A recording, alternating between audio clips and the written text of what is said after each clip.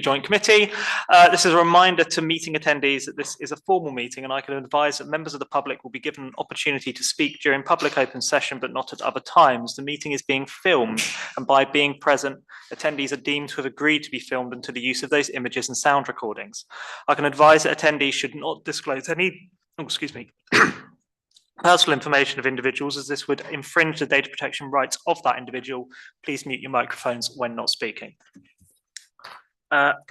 Item 1 on the agenda, apologies for absence. So I have apologies from Councillor Russell Goodchild, Councillor Barrett, Councillor Watkins, Nick Gurney, and Carol Birtwistle may join online, but she gives her apologies for not being here in person. Are there any other apologies for absence anyone's aware of? No? Okay.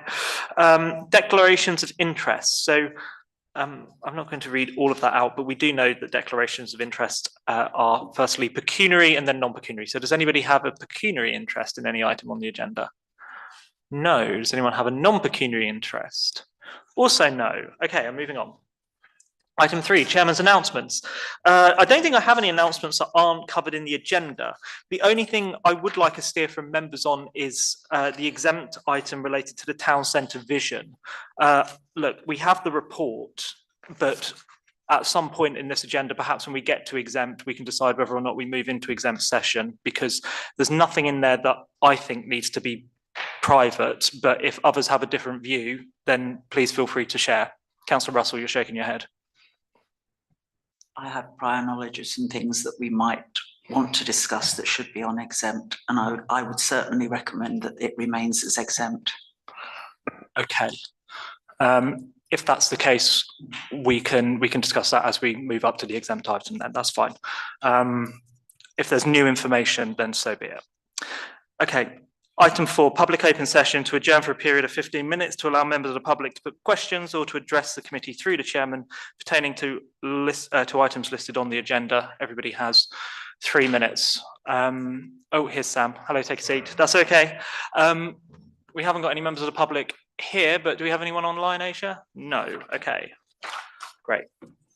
Item 5, minutes of previous meetings. To receive and approve a correct record, the minutes of the joint committee held on Thursday the 15th of January. So we have a series of pages, and we're going to go through them for accuracy. So I'm on page 8. Any accuracy items on page 8? Councillor Strawn? Yes, technically I think I should be referred to as a substitute rather than a full member. Okay. Yeah, that's fine. Anything else on page 8? Page 9? Page 10? Page 11? Page 12, page 13.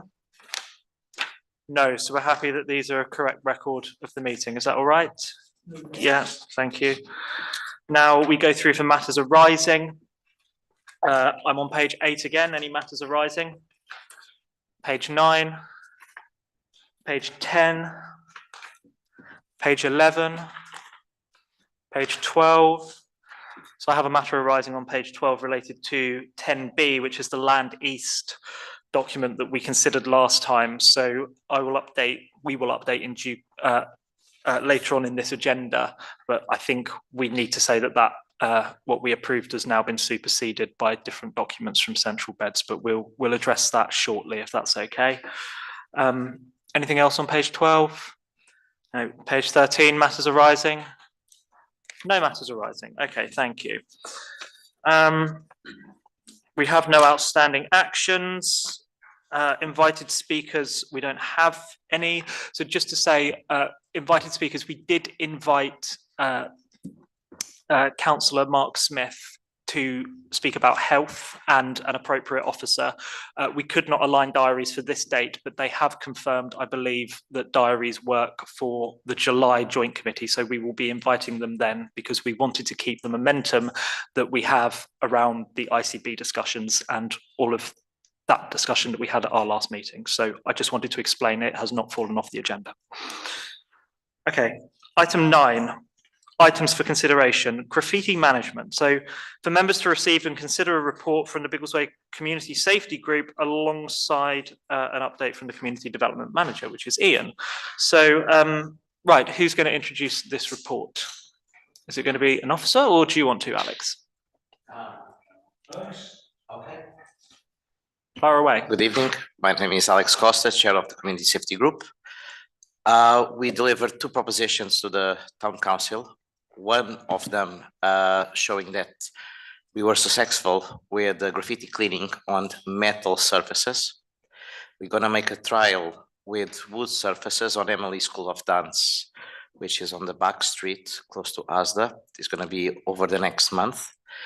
And the Town Council Sports Locker on Stratton Way, I am proposing to create, because it has been painted and then graffitied over after 3 weeks. I'm proposing to make an artwork closer to Biggleswade Sports Day with the graffiti artist making an artwork representing the lions and the lionesses. So it will have the support and it will be lesser chances to being defaced. Thank you, Alex. So perhaps I could just provide a little more context and we'll go to officers. So I think when we were preparing this agenda, we decided to consider these things separately. So cleaning up graffiti is probably something that's more for the joint committee to think about, bearing in mind we have assets which are owned by Town Council, some by Central Beds. Central Beds play a role in terms of ownership of Fix My Street. And then separately, I think there's a conversation with the Town Council about decorative artwork on something that is very much their asset. So if we just focus on the first one for the time being and look at the action, which I think is meant really as a recommendation at the bottom of page 15. So there are a number of issues. I think we've probably got a little bit of scope creep going on with some of this, but could you just explain around some of the numbers that you think you need, or what the action is for joint committee? Is that possible to explain, Ian or Alex? I think it's to raise awareness and also the overlaps between Biggleswade Community Safety Group, Biggleswade Town Council and Central Beds Council as to who does what and who takes responsibilities.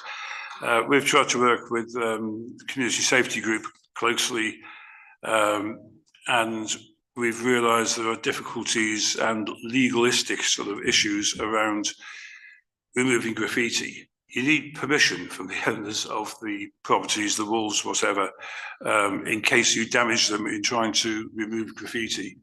Now, it was joint working with the Community Safety Group. Originally, we were going to try and enable them with some kits and some training to go and do graffiti busting. That proves not to be practical for a number of reasons: training, health and safety, use of hazardous chemicals, use of high pressure equipment and such like. So we're now down to the situation where the safety group knock on doors and say, do you want your graffiti removed? Yes, please, we'll sign here to indemnify us. Then we work with Public Realm to do the actual physical removal. And we take it from there. We've been advised to contact CVC because they can sometimes tell us who owns the property with the graffiti on it, which is useful. And they've given us chapter and verse as to what CVC can do to help, which is limited, and I don't think they've ever prosecuted anybody. We've got ourselves to the situation now where, as Alex was saying, some places have been cleaned and been re-graffitied again. And the one we're particularly miffed about is the back of the Sea Cadets on Palace Street, where it was neatly tidied up by our guys from Public Realm, very thoroughly and very properly. Unfortunately, within 3 weeks, we've got Nazi insignia there. We've also got Nazi insignia in about 30 odd other places in the town. And we're concerned about the growth of that and the sort of tagging of it, because it's very much about claiming space and territory and such like. It is a fascist symbol, and we're unhappy about that. So we want them removed, but trying to get them removed requires you to get permission from the owners and such like. It's not just a question of going and obliterating them. That's difficult. The Sea Cadets written to them today to say, would they mind if we went, because it's in black paint on a black door, can we just go and spray over it again, please, with their permission? Go on, Krim. Yes, thank you, Ian. Thanks, Ian. So just, I think in reverse order at this point, the particular tag in question is number 33, sprayed in a very interesting way. We've got the slightly more positive news on that one is we've noticed that there are in the Bonds Lane area, Hitchin Street, there's a block which obviously goes Bonds Lane, Hitchin Street, and then Market Square. Then there's the well, not quite as far as it, well, possibly yes, out to Century House, and then back again to through the alley, if you like, with the mosaic on the edge of it. So the one that's lovely, the CBC one. So sorry, joint message. Pardon? New Inn Passage. Thank you so much. New Inn Passage. Go through there every day. Anyway, the Bonds Lane 33 tag has been, I think, self-removed by the premises in question, which is the restaurant there. So the back of that restaurant. So the others remain. There's some in bright yellow, some in bright black, etc. Anyway, that's on those points there. In terms of reverting back to the action or recommendation, essentially, I think the way we would like to see it would be for CBC to provide some both frequency and volumes, I suppose, over time of incidents which have been reported to CBC, and then if there has been a clear upgrade, so we can determine a success rate as such. Okay, I think no, it's okay. I think that's a reasonable ask, but that should be on. I've seen this on Fix My Street. You can filter on Fix My Street. You can filter for Biggleswade and then by graffiti. And I had a little go at this last night, and I saw that there were 9 instances that have been reported in the last 12 months, I think, and for various reasons. I didn't see that any, unfortunately, have been dealt with. The ones that were on CBC property, which I think was only 2 at most 3. The cited budget constraints in the response. Councillor Whitaker. Great that we're clearing it up, but we're going to have to keep clearing it up because they're going to keep bringing it back. So the question for me is, what are we doing about stopping it? So what are the police saying about it? Have we contacted the police? What are they saying? And do we have mobile CCTV, given that you know the hotspots that we can deploy in order to try and catch them in the act, if you like? Krim? Thank you. So thanks, Chairman. So we haven't quite reached that level of sophistication yet in terms of retrieving images, etc. Although that is quite logical, obviously, to do operationally. So what we've done is we've increased the amount of kit and equipment that we actually have to deploy, including supplies, which have been repurchased more often, if you like. It is painstaking work, by the way, to do all that.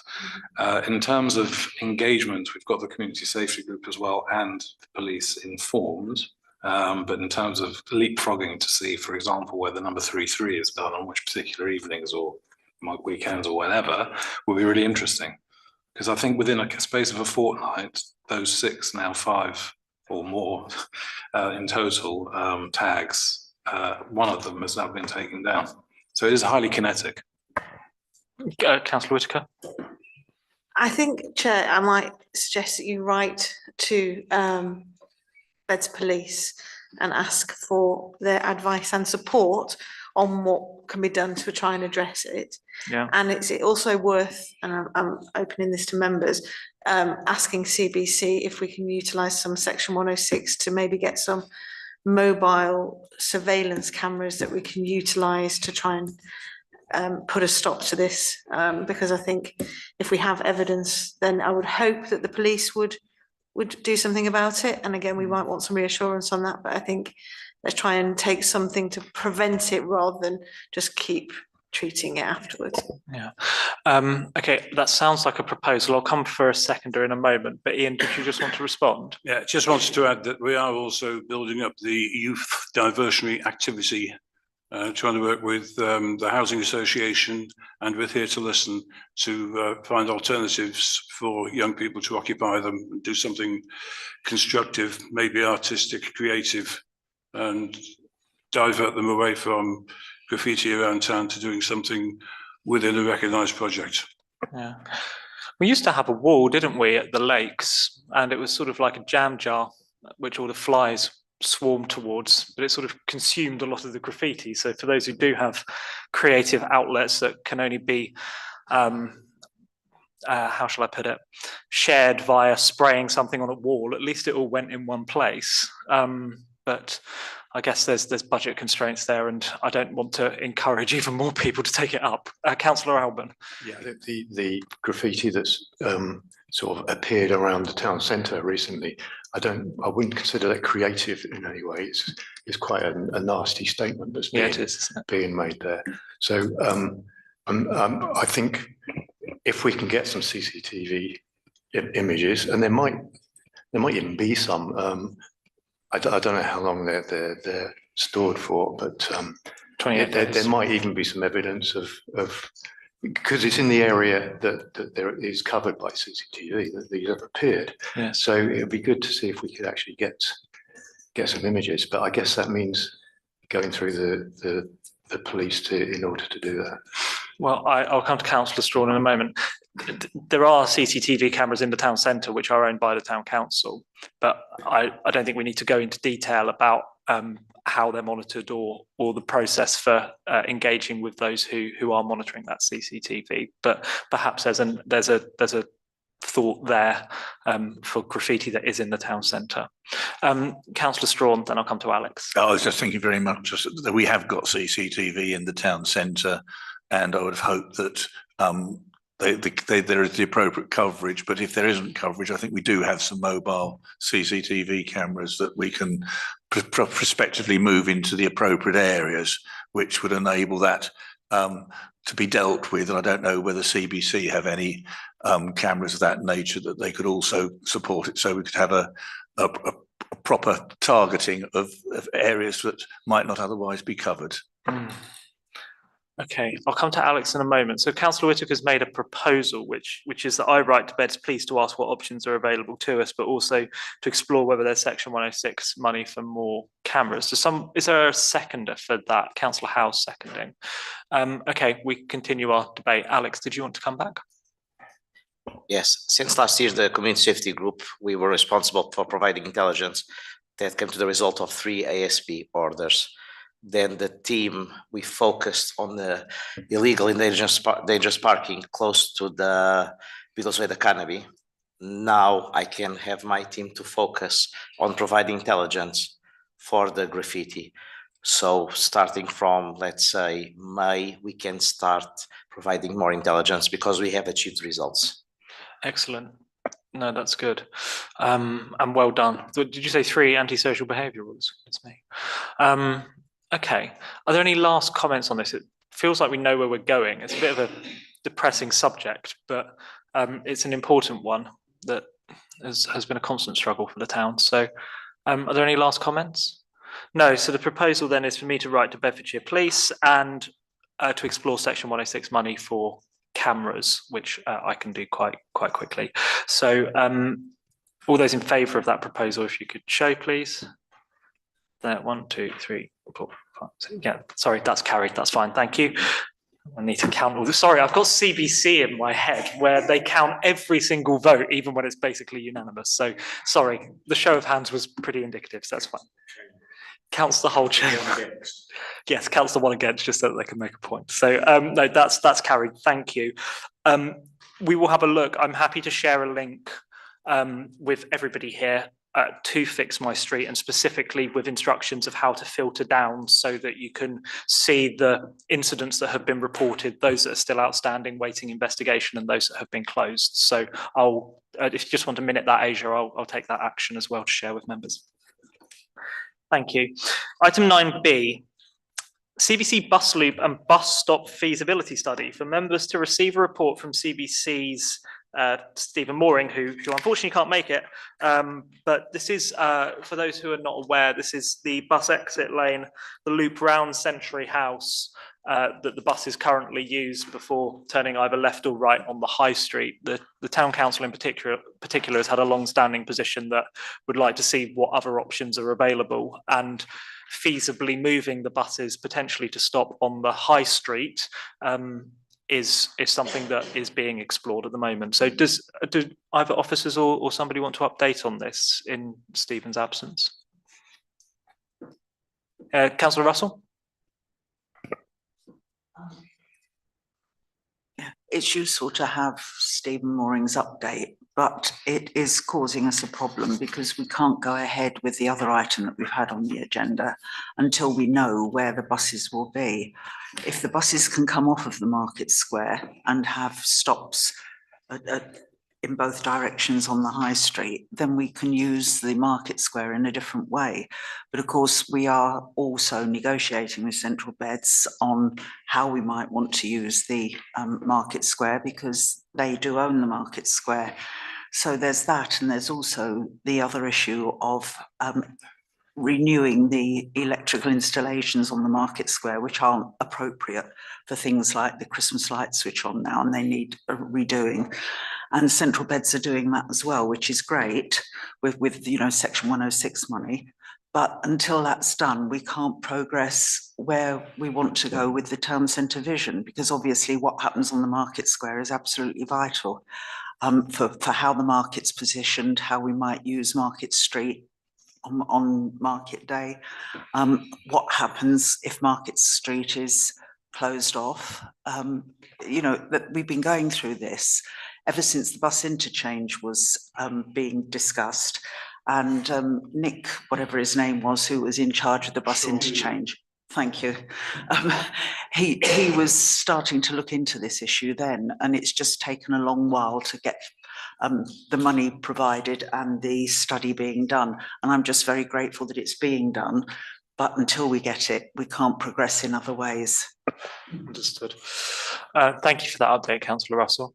So just to be clear, I'm looking at the report and it says end of April or early May. So it should be within the next, let's say, 4 to 5 weeks. We'll have an idea as we'll have visibility of the feasibility study that will really help, won't it? On the electrical updates, these are obviously important. Is this being progressed at the pace that is required, or is more engagement needed or escalation? Councillor Strawn, you're indicating. I'm not so sure that I know at the pace it's being progressing, but I've noticed that the subject to the receipt of final design and quotations, it's anticipated that works could begin during the summer, early autumn. I think from a town council perspective, our concern is that these works need to be done well before Remembrance Day and the Christmas lights switch on, and that is the concern. It looks a bit open-ended at the moment, and I think the town council will be very concerned if these works are not completed well in advance of Remembrance Day. Understood. And do we know what the scope of the work is? You don't need to go into a huge amount of detail, but do we know the scope? Yeah, basically it's rewiring all the power points for the market and going up from the 18 or so they've got at the moment to about 32, including White Hart Car Park. So it's basically a lot of upheaval. We are told that they use moulds and such like to draw cables through existing ducting without doing too much digging up, we hope. But you know, we wait and see.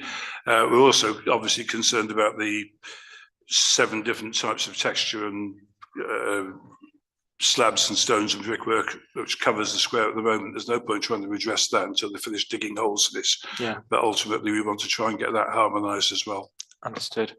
Councillor Whitaker. So we know the scope of the works. Do we know the timescale of the works or projected timescale? So from the moment it starts, is it 4 weeks work? Is it 8 weeks work?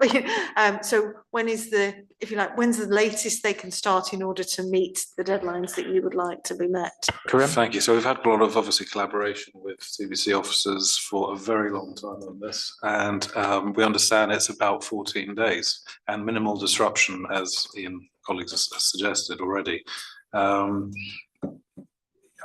We're told, I think there've been delays relating largely to procurement, which is obviously fair and proper. So in that sense, so we'll leave it at that. Okay. I'm just trying to think when our next meeting is, because it's July and they're saying during the summer or early autumn. So I would hope by the time of the next meeting, we'd have a time scale for these works. So should we come back to this at the next, should we keep it on the agenda so that if we don't have that, then we can escalate rather urgently that's refreshing to know that it's only 14 days. So it is just a case of 14 days in theory. It's refreshing to know that at least. But yeah, should we keep this on the agenda? And in the meantime, if you're not getting the traction that you need, we have CBC councillors here. We have Sarah and myself as well, who can help to bring the right officers to the table. But does that sound like a sensible way to proceed on that item? Okay, that's fine. Is there anything more to say on the bus exit lane and feasibility? Or I guess we just wait for that report and we consider it in due course. Go on, Karim. Thanks. Just one tiny thing. They'd be good for the meeting which had been suggested amongst officers and the consultants to actually happen again. So there was a Teams meeting, I think she was said, by 31st of March, ahead of the outputs being formed from the report. That's all. Oh, okay. Yeah.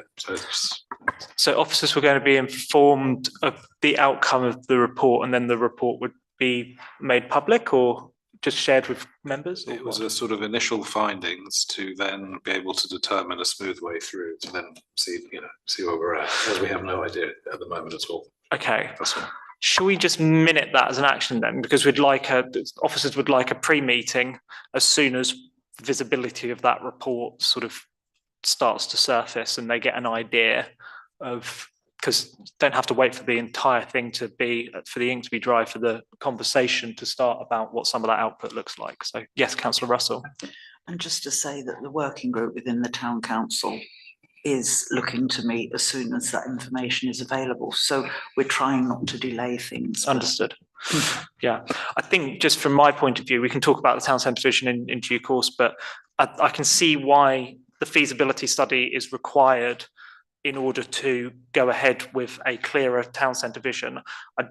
It's not as clear to me why electric upgrades, they need to be done regardless of any wider work in the town centre. And it doesn't sound like we're moving things particularly, we're just improving existing infrastructure, which is stood in the same place. So, okay, I think we've got a couple of notes on that, but let's keep electric on the agenda and we'll bring the feasibility study back as soon as we can. And we note the point about officers wanting to meet town council officers and CBC officers ahead of that report coming out. Any last comments on this? No, okay, thank you. Item 10A, health provision. So this is just to note that in July, Councillor Smith has committed the date to join us, and we hope he'll be joined by the Service Director for Public Health. So are there any comments on this? I think what we would like to do ahead of that meeting is share the ICB's responses to our questions. If they want to go back and watch the YouTube clip, I think that would be no bad thing either, because it was a little bit of a testing meeting, wasn't it? But if members are happy with me sharing the questions and the ICB responses, then they can come fully informed. Councillor Whitaker. Just wanted to express disappointment really that it's taking so long, because that's going to be what, 6 months virtually, yeah, after we first asked, which is a heck of a long time, to get somebody to come and actually just sit and talk to us about what CBC are doing. And I understand that diaries can get congested. However, I'm not sure when they were invited, but I'm sure it was pretty soon after our last meeting. it was. And therefore, I'm not quite sure how much notice someone needs to spare us half an hour on a Thursday evening. So just wanted to express disappointment really that we're having to wait so long to get some answers. Yeah, I think that's duly noted. Councillor Russell. If you're going to send them the questions, could you also ask them to explain exactly how the new integrated care board is going to work? And I suppose we want to know whether they're going to be, I can't think of the word I want, telling us what to do. Sorry, my brain's gone. But what's going to be the relationship between Central Beds Council, the ICB, but more importantly, or committees like this across the area? And is there going to be much input from places like Biggleswade to what's needed in the future? We can ask that, that's not a problem. Yep, can't wait for them to explain this year's iteration of the ICB. Anything else on health provision? No, so we look forward to them joining as invited speakers. Item 10B, A1 underpass, for members to receive and consider a verbal update from Councillor Russell. So I think I shared the response from CBC officers of our last meeting when the committee voted for the recommendations as laid out in the minutes that were approved a few moments ago. Councillor Russell, did you want to update? Well, two things have happened since our last meeting, which I think are moving the project forward. First of all, 4 of us from the joint Northill Biggleswade working group, at the end of February, we visited the Chisholm underpass in Cambridge, which was very interesting. That particular underpass is under the Newmarket Road. It's an A road, but it's a particularly wide road because it's got large, quite wide cycle lanes either side of the 2 traffic lanes. It was built in 2021 at a cost of £5 million. And the dimensions, the length of the underpass, are within inches the same length as we would need under the A1. It's really quite a long underpass. It took 6 days to do it, so the road was closed for 6 days. And what was interesting was how light and airy the underpass felt, because I know there's been a concern from some people that it wouldn't be very pleasant to go under it. It's lit 24 hours a day, but it's got very light walls, and they're not, I don't know what the material is that is on those walls, and we need to find out. But there are murals either side, and the walls are graffiti proof.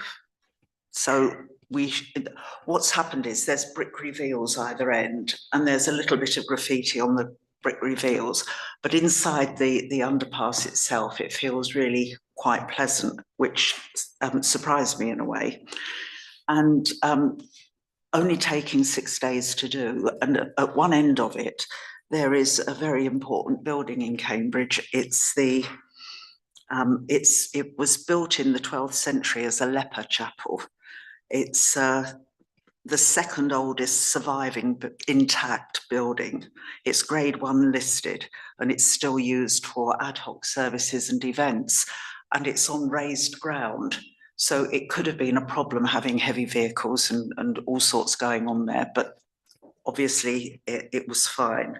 So that was very interesting. And we also met somebody from Cam Cycle who told us a lot of the background and took us through what was happening. What it's done is to convince me more than ever that an underpass is feasible under the A1 here. And then on the 2nd of April, the working group had a meeting with Richard Fuller. Our priorities as a working group are still that we want the underpass formally adopted in any appropriate policy within Central Beds, as it is within the Town Council. We took note of what was said at this meeting last time about not only a feasibility study, but an options appraisal. So what we would like to do is to be able to commission a study that is both an options appraisal and a feasibility study. As a group, we feel that we know that the bridge is not really an option, but we need to have it properly worked out in a report. So that's what we'd like to see. Now, Richard tells us that Active Travel England have what they call a capability fund. So he is going to follow up with Active Travel England to see whether money from the capability fund could be used for the study, the feasibility and options appraisal. So we hope we might hear something from him shortly. So that would be completely separate from any money that Central Beds gets at the moment. So a bit of a step forward in 2 ways, and we'll see where we go. Okay, thank you for that update, Councillor Russell. Does anyone have any questions or comments? No. Okay, well, we'll see how some of that plays out over the coming weeks and months. I was at the meeting with Richard Fuller. There's a lot of work that's gone into to this over a long period of time. One of the points that I raised around the bridge actually is I wonder whether there's enough space for it. I think the joint committee spoke pretty clearly that the underpass was the preference, and I wonder, looking at the land that's available either side of the A1, whether that's that's a blocker. There's a lot to consider there, and there's a lot of documentation, and I think there was some frustration. I want this on the record, actually. There was some frustration that I don't know whether FOIs were required to get the active Travel England response, but it should have been on the planning portal and it wasn't. And I think there was some real frustration that we had to dig much more than we should have done in order to get some of the facts out. So I think we just note that for the time being. Councillor Russell, are there any last comments? No. Okay. Item 10C, Land East. So this is the terms of reference for the Land East Strategic Working Group and the Design Code Forum. So last meeting we had a little bit of confusion. I accept my share of responsibility for that, although I received an email literally the evening before joint committee about some documents that were becoming available. So we just take a step back a moment. At the last meeting, we said we want a strategic group to oversee strategic deliverables around the Land East site. Central Beds the day before said we're coming up with a design code forum terms of reference. So we pivoted and went strategic. Central Bed said design code, and so we should have had one of each document, and then Central Beds also came forward with its own strategic document, which is absolutely fine. So I think really what happens is that the decision that we made at the last meeting, those terms of reference are superseded now. So we have one forum that has already met once, and the Design Code Forum. So that's looking at the design of the development within the red line of the application. And then there will be a separate group, although comprising the same people, to look at the more strategic side. So that's more things outside of the red line of the application, things like highways, things like some of the infrastructure commitments that are included in the section 106. So that is where we are now at. We have met once. We have a date in the diary for a second meeting. Councillor Whitaker is chairing the Design Code Forum. And then I think shortly after that, after the second design code, we might look to have a strategic meeting, but we will make that decision in due course. So is that clearer for everybody? Clear as mud. Sorry, Cliff. Yes, just to check. So is the strategic committee what is also being called the stakeholder group, or is the stakeholder group a third? No, it's not. It's the Design Code Forum has no ambiguity over its name. Yeah. The wider stakeholder group is the strategic working group. I just use the terms. I use the terms interchangeably, and I'm falling all over myself with it. But that is yes. So on the one hand, within the red line of the application design code, all the way over here, totally separate, is strategic wider stakeholder group, and we have options to co-opt people as required. Indeed, and just on that, I'll just say that the planning officer at Central Beds, who's been leading on pulling these two terms of reference together, contacted me to ask if Beds RCC would wish to be on either or both. So I've confirmed that we would wish ideally to be on both. I've been sent a updated terms of reference that has us actually listed on it. So the terms of reference that we've got here as 10C Appendix A isn't the most up to date, because we are referenced on the more up to date one. No, excellent. No, that's absolutely fine. And I think there's some crosses where the chairman should be, but other than that, yeah, this is up to date with those two exceptions. So that's absolutely fine. Okay, are there any last comments on the Land East and the two separate forums which are separate? No, Sam? Just to confirm, it says maybe which football club? Biggleswade FC. So there's three clubs. So there's Biggleswade United, Biggleswade Town, and Biggleswade FC. Biggleswade FC does not have a home in the town. We probably need an offline conversation with them around how we can support them, whether that's in the context of this application or otherwise. So we felt it wasn't needed at this point to involve one club. There might be a conversation perhaps with the FA or with appropriate central beds officers in due course. So we will cross that bridge when we get to it, probably in the next few weeks. Thank you. Is that all right? Okay, Ian. Yeah, the term for a wandering football club in the FA jargon is nomadic. Nomadic. Thank you. Nomadic. Very good. Okay, is that all right on Land East? Perfect. 10D, local plan / call for sites timetable for members to receive a update. Is this you, Sarah? Yes. Okay, perfect. Could you pop your microphone on, please? What's that? Oh, Sam, could you just turn your microphone off, please, when you're not speaking? That's all right, no problem. Sarah? Yes, so as per the agenda, I think it's a bit of an update on the local plan and call for sites timetable.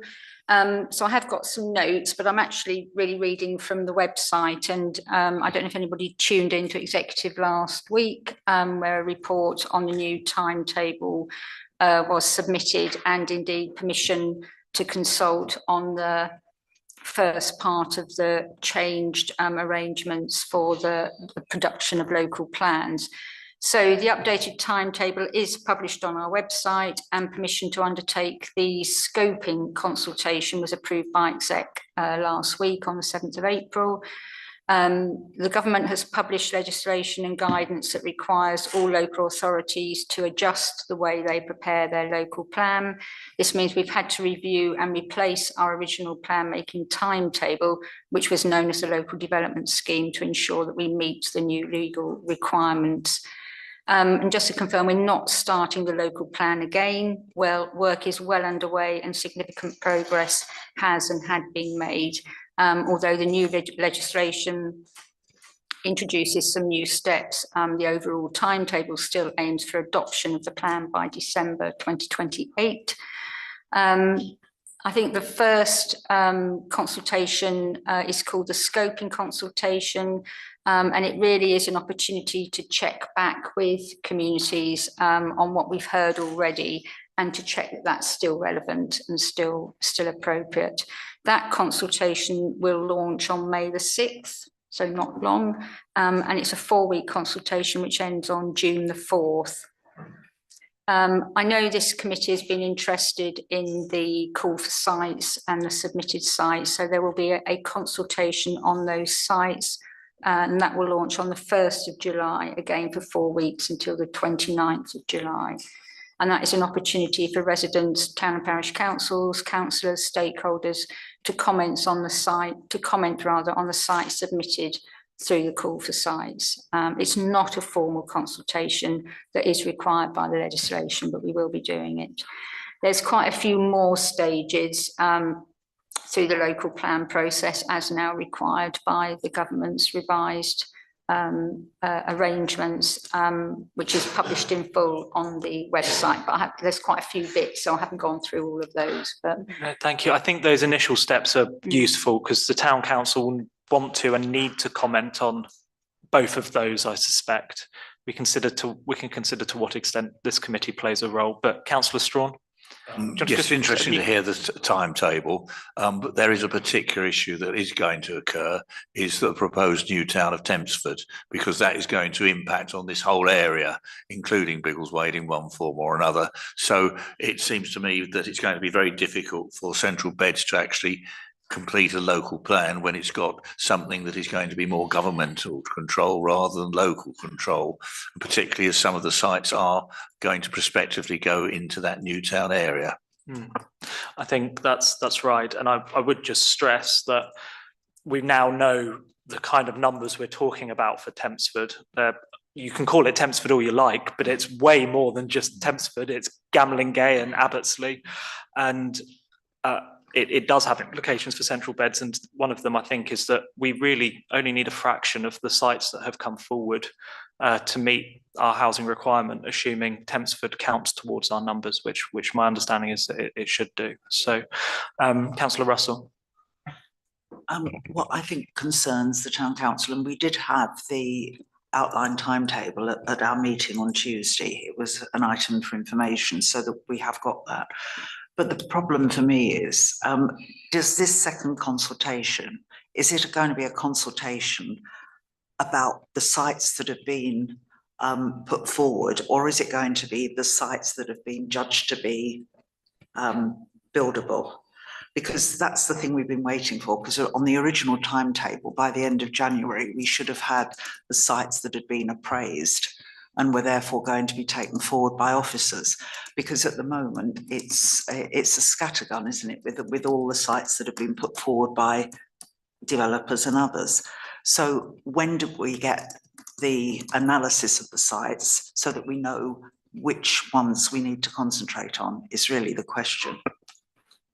Do we know that, Sarah, or are we not sure yet? I don't. Okay. No, I don't know that. And No, I'm not sure. I mean, obviously the report that, sorry, I didn't turn my mic off. The report that went to the 7th of April was permission to consult on the scoping. So that first part.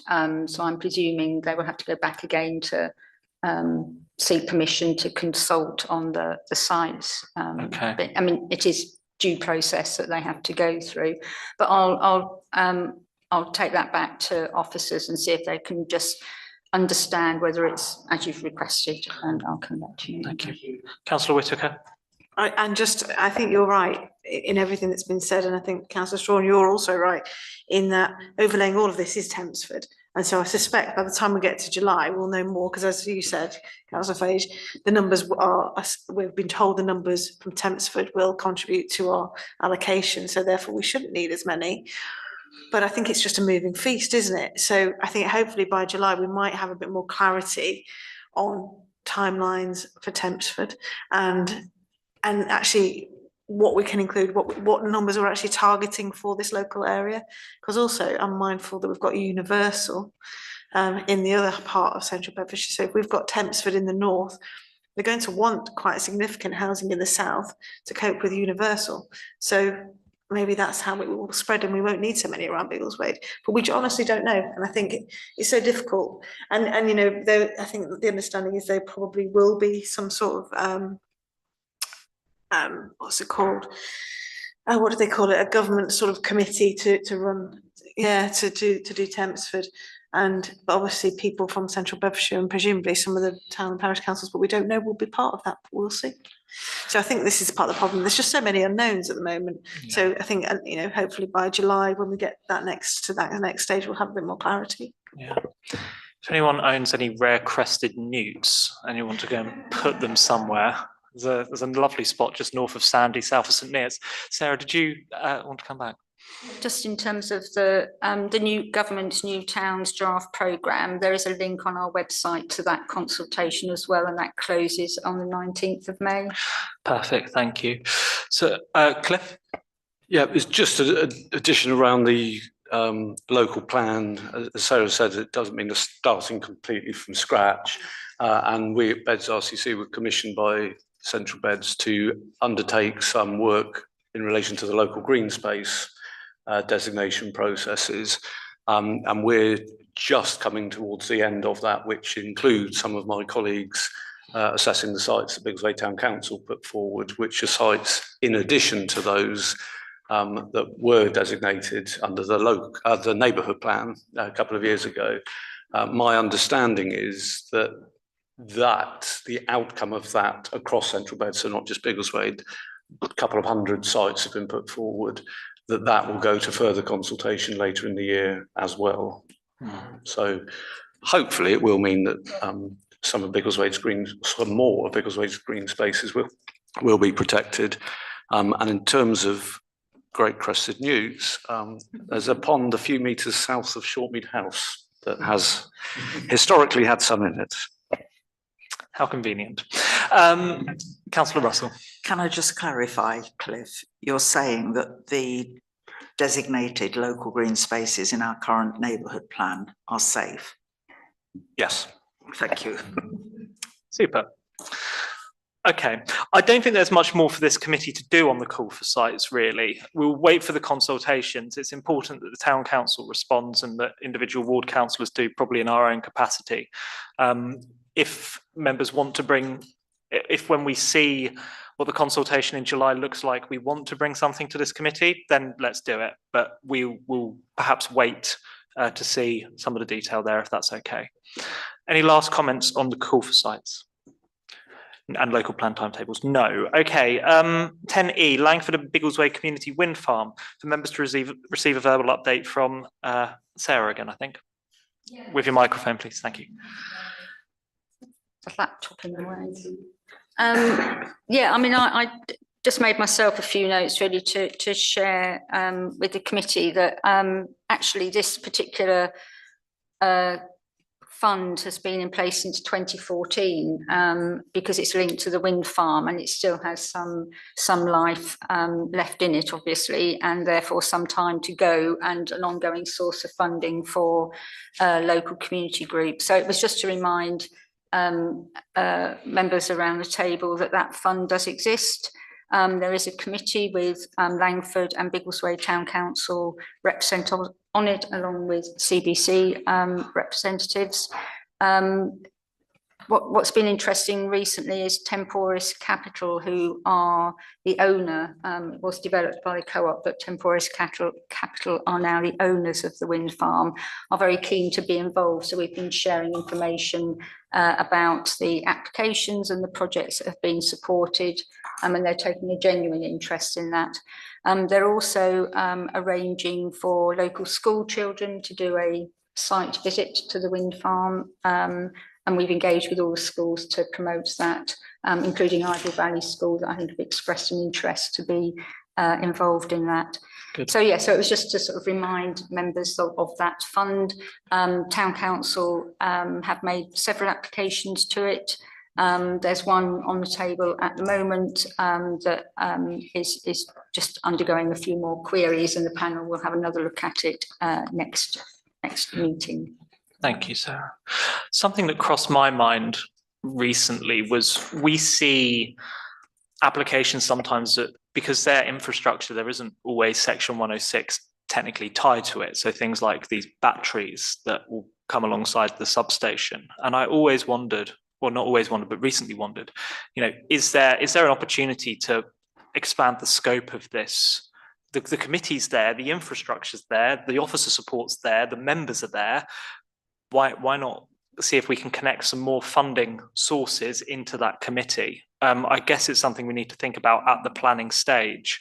But there have been a couple going through recently. I hope maybe the horse has bolted on those, but it's just something for members to think about. I don't see why we should be limited to one funding stream, but Councillor Whittaker is going to tell me why. Just to say that historically there used to be some lovely deals made, so that local areas could get financial benefits from things like the wind farm. But however, it's now not a planning consideration, so they're no longer part of planning, unfortunately. So it tends to be done separately to planning. Okay. So it's something that has to be sort of reach out, engage, and you know, quite often the applicant will come and say, but we've made this agreement to try and curry favour with the committee, but it does not form a planning consideration anymore. It used to, but it doesn't anymore. That's okay. I'm on board with people trying to carry favour. That's absolutely fine. I would just say generally though, like this source of funding is in some ways better than not better than Section 106, but the flexibility that it gives us and the fact that other community groups can tap into it, and it makes a difference on the ground throughout the town. So, Councillor Whittaker. I totally agree, and therefore, because it's not necessarily tied to planning, I don't think there's any reason why you can't reach out to the battery storage facilities that have already got permission to see if they might be interested in joining up. I think that's a wonderful idea. Should we minute that? I don't know who's going to do that. I'll do it. I didn't object to their planning application in the end, so I'm sure they'd like to carry some favour with me and the rest of the town. So I'll take that action and we'll give it a go. So it sounds like that option is available. Also, whenever there's industrial development, maybe they'd like to carry some favour too. So, okay. Are there any last comments on the wind farm? Thank you for that update. Item 10F. This is car parking at ASDA for members to receive a short update from the Community Engagement Manager and the Community Development Manager. So I think as context, this is Asda's car park in town, and they've put signs up saying for shop users only or something along those lines, which is not in line, as far as I'm aware, with the agreement when they got planning permission. So who wants to speak to this, Sarah or Ian? Bit of a stretch. Yeah, so this was brought to my attention, I think, by the town council. So I contacted my planning colleagues, who obviously monitor the Section 106 agreement, where there is a condition and expectation as to Asda's use of the car park, and they looked into it and did respond really quickly, actually, and instructed lawyers to write to Asda, reminding them of their obligations under the Section 106 agreement. So I think that has been done. Well, I know it has been done. I don't know what the impact or the effect of reminding Asda has been. Councillor Whitaker might want to give an update. I know you've been looking into this with your microphone, sorry. I can And then update a little bit on the CBC position at least. So I'm working quite closely with the officers involved on this. They have responded incredibly quickly, I have to say. They've been very, very good. So they initially wrote to Asda, gave them 7 days in which to change the signage. And they didn't. So, but actually it's really encouraging that they went, before that 7 days was even, when it looked like they weren't going to change anything, they went back to senior management and said, were they get permission to pursue this through legal means, and that permission was given. So the moment those 7 days had expired, the order was drawn up, and actually they are pursuing them now through more advanced legal means. It's not going to happen overnight, I don't believe. But I also think that once Asda realise, I think the similar thing has happened in Dunstable recently, is my understanding. I think once Asda realise that CBC are taking it seriously, that they will make the change, but and change it back. But it's very, very much an active thing at the moment, it's worth saying. It's just a pity their reputation's being dragged through the gutter in Biggleswade. They could make this change now and just say, sorry, we got this one wrong, or you know, drag it out and we'll keep having this conversation and get to the same point in a few months' time, I suspect. But Ian, did you want to update? Thanks. Yes, just from the Biggleswade Town Council perspective, we noticed that as they were changing the agreement, which goes back to the days when it was Mid-Beds Council and Safeways, but it's a grandfather sort of agreement, Section 106, and it is stated that anyone, not just as the customers, anyone can park there for up to 2 hours. And the other thing is, it's 2 hours, not 90 minutes, 2 hours. Now, they have changed both of those conditions, and like Central Beds, we sought legal advice, and we got the same legal advice, which was they can't do that. I apologise for the deja vu for people that were at the meeting on Tuesday. So that's where we've got to. CBC have got, you can't do that. We have got independently, you can't do that. CBC are writing to Asda as a result of our meeting on Tuesday, where I said, well, we don't need to do that because CBC have done it. And somebody said, oh, yes, we do. And besides that, I wrote to them 2 years ago. Councillor Russell has skin in the game there. We're going to pursue that. Again, we will also write to Asda to back that up and reinforce it with exactly the same points. I think that's pretty much where we've got to at the moment. Thank you, Ian. Karim? Well, just to say, it will be writing to the chief executive this time as well, and copying the MP. Yeah. Okay. Councillor Thomas? Yeah, with all the delays and things by Asda, then it'd be quite interesting to see if something happens if somebody actually parks there and Asda tried to put a little note on their car or something. It's a good idea. That'd be interesting, wouldn't it? Yeah, it would. Councillor Russell, did you have a comment? Yes, I have been heavily involved in this in the past. And in fact, I wrote 3 times to Stuart Rose, Lord Rose, who is the chairman of Asda, December 22, January 23. It was a very badly drafted Section 106 from Mid-Beds Council. And the reason that they've been able to pull back from the 2 hours is that the section 106, instead of saying it will be for 2 hours, it says up to 2 hours. So therefore they've said, oh, well, an hour and a half is up to 2 hours. So yeah,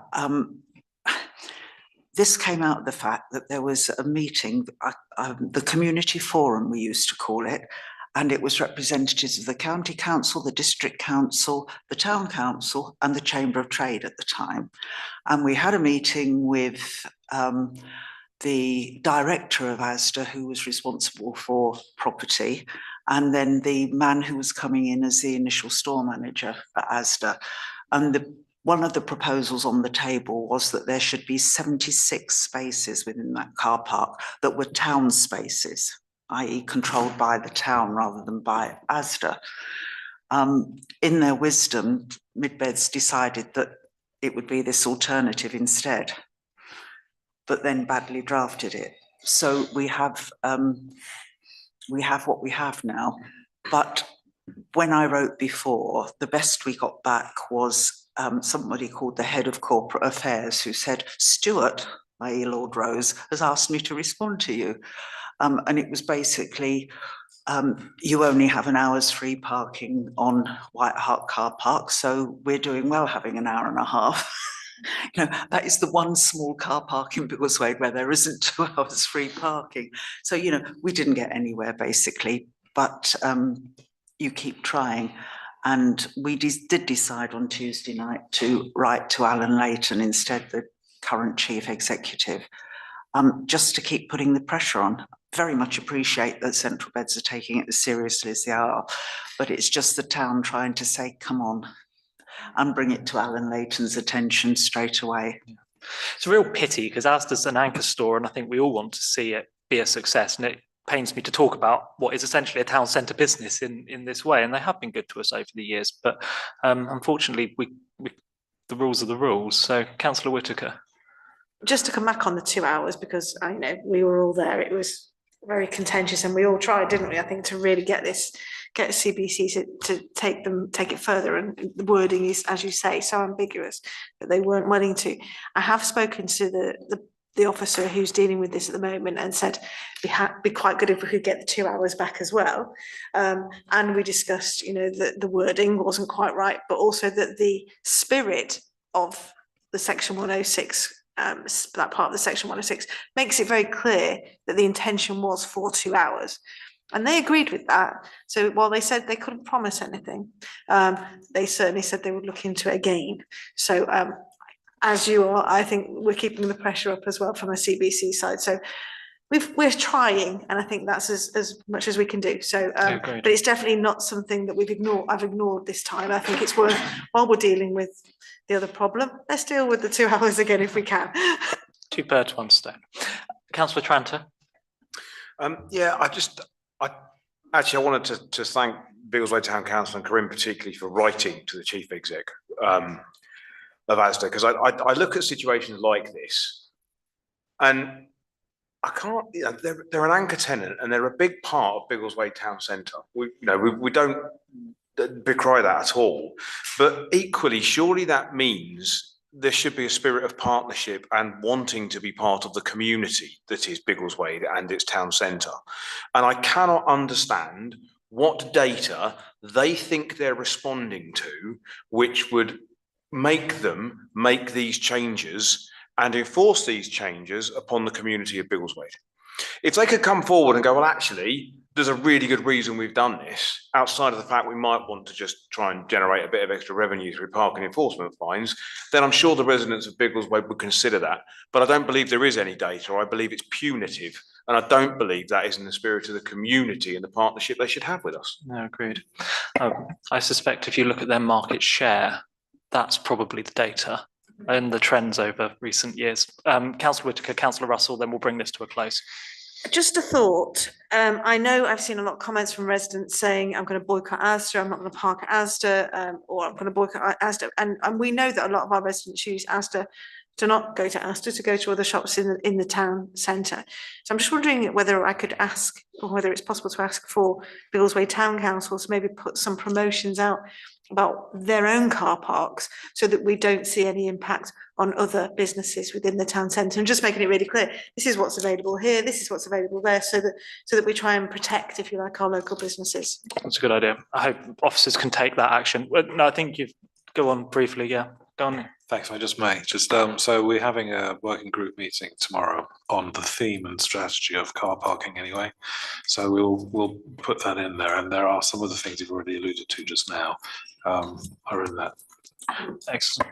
Councillor Russell, do you have a last comment on bringing this item to a close? Yeah, just answering Councillor Tranter.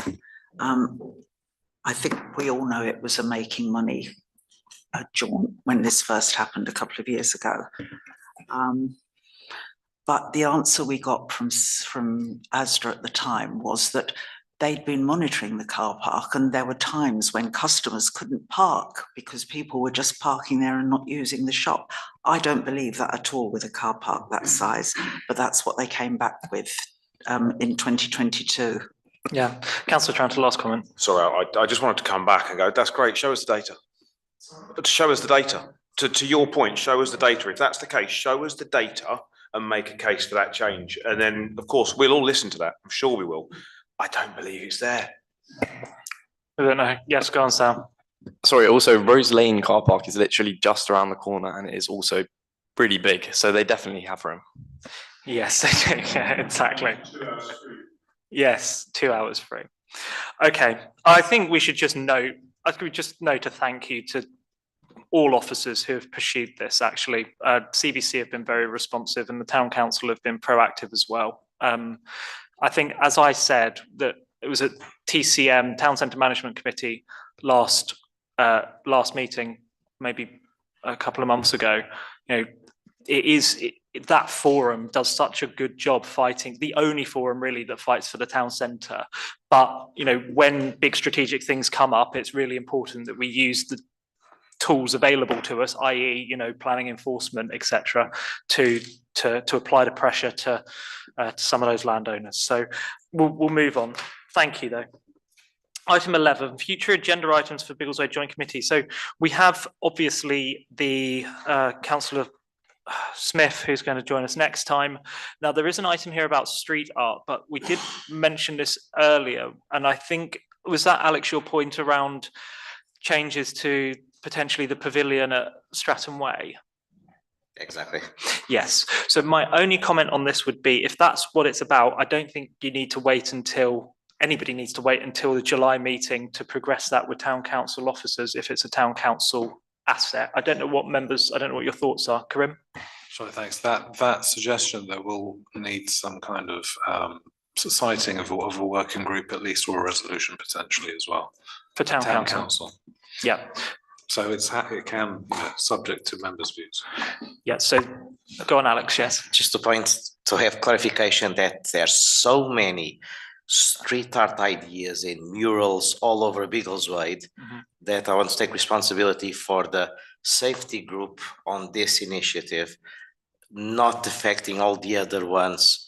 So people won't think that, oh, how many murals and graffiti projects there is.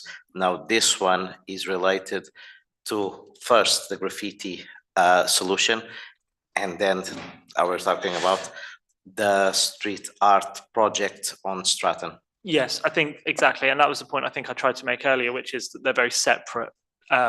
Cleaning up horrible graffiti versus at Stratton Way, potentially something much more attractive that livens up that area. So I think my personal view is you can pursue that with the town council, and you've been heard loud and clear by officers. So I think that's a town council matter that you'll be able to pursue much quicker just working with them. So town council members have heard you as well. So it's just finding perhaps a public land and open spaces committee is the right place to consider that. So I'll leave that one to the town council. Any other future agenda items that members want to see? Councillor Whitaker. Slightly going to steal Councillor Tranter's thunder. I haven't spoken to him about this before, but I'm sure I know it's something very close to his heart. Leisure. So, we have a bit of a gym war, as I'm sure you're aware, in Biggleswade, with lots of new gyms potentially opening. But for my money, at least, the Central Bedfordshire Everyone Active leisure centre, leisure facility should be there to serve our community and our possibly less well represented members of our community, and I'm not entirely convinced it's doing that at the moment, and that everybody has got access to leisure that maybe can't afford a gym, an expensive gym membership. I'd be very interested to get someone from Everyone Active, possibly someone from CBC Leisure, to come to this committee and discuss what their strategy is going forward. It's also a constrained site, growing town. What's the plan in terms of how is it ever going to meet demand going forward? Are they going to need a second site? How is it going to work? Yeah. So I think strategically, I think leisure is really important and how it's going to feature in with Land East as well. I would be really interested to get leisure here and to just have a conversation around leisure in general, and make sure that we are serving all of our community. Should we do that? I think we don't have a huge number of items for consideration, I suspect, at the next meeting. So there's no harm in having two invited speakers if we can get somebody on the leisure side. I agree, particularly as we're going to be making some big decisions potentially over Land East and how that feeds in. Councillor Tranter. Yeah, that woke me up. I'd actually like to formally propose that we do that, because I think Everyone Active, quite frankly, continue to owe the Biggleswade community a bit of an explanation as to how they've behaved over the last 18 months or so. But the strategy is relevant. There is Section 106 funding as part of Land East. What's the plan? Yep. Nope, that sounds good. Let's look forward to hearing from them. So we'll see if we can get somebody along, and we'll let them know as soon as we can after this meeting. Councillor Russell. Will that include the planning aspects of leisure? What's asked for in a Section 106 agreement? I think it should, because I think we get fixed in narrow little routes about this is what we do in a Section 106, and it doesn't necessarily address what the community wants. Yeah, agreed. Okay, we'll aim for that on the next agenda as well then. That sounds good to me. Anything else? I would just say we don't need to decide now, but if members do have items they want to put onto the agenda, as Alex has done this evening, as long as if it's an invited speaker, that's fine, but we'll try to get a recommendation alongside the paper so that we have something to decide. Councillor Whitaker. Through our discussions on the Land East Forum, it's become apparent that Biggleswade doesn't have a housing needs assessment. And I know that Housing are looking into what data they have available, but I do think we might, whether we want to discuss it or whether we just want to action it and ask somebody to come up with one. Well, I think we may need to have a discussion around it, what it involves, because actually it would feed into the neighbourhood plan, it feeds into the local plan, and I don't think we really understand what our housing needs are. I think we all probably have an idea, we've spoken about it before, but maybe we also need to look at housing needs as well. So I think that could be an item for information, if we could get a short written report from an appropriate central beds officer, just what do we currently have. It might be something that's already in the public domain and we're missing it, I don't know. Let's see, so we'll pop that one down as well. Cliff, second time I've done that, sorry Cliff. No problem, thank you. Just say, undertaking rural housing needs surveys is one of the services that Beds RCC provides. So I have an officer who's got a small team where we do that. The emphasis there is on rural, and Biggleswade would be considered larger than rural. I can certainly ask that team leader if there are slightly modified versions of that. It's a survey that goes to every house in the community, whether or not it's generic and could be used in the town, or whether there are town equivalents. So I can just feed that back. Thank you, Cliff. Okay, that sounds like we've got our next meeting nicely planned out. Anything else, pop it in an email or let me know. Item 12, current and upcoming consultation. So the fees and charges consultation, which is very much out there, some Central Bed's proposing some changes to fees and charges if people want to see. If I don't think any really impact Biggleswade specifically, because it's things like Dunstable car parks, for example, and CBC don't own any car parks in Biggleswade. So if members want to have a look at that, that's for information. If you want to take it to town council, feel free. Town council on Tuesday. Oh, did you? Okay. Yes. Excellent. Okay. So item 13 is the exempt session. So we have 3 items in exempt. I've obviously heard what Councillor Russell said about the town centre vision. I'm happy to take that on board. Do members have any thoughts about that? Because the report itself, I do not think needs to be an exempt. However, if there is new information that's come to light that's supplementary to that, happy to consider the whole thing in exempt. But somebody want to move that we go into exempt, or does anybody have a comment? Move that we go into exempt. Okay. Is there any dissent over moving into exempt? No. Okay, then we go into exempt session. Thank you.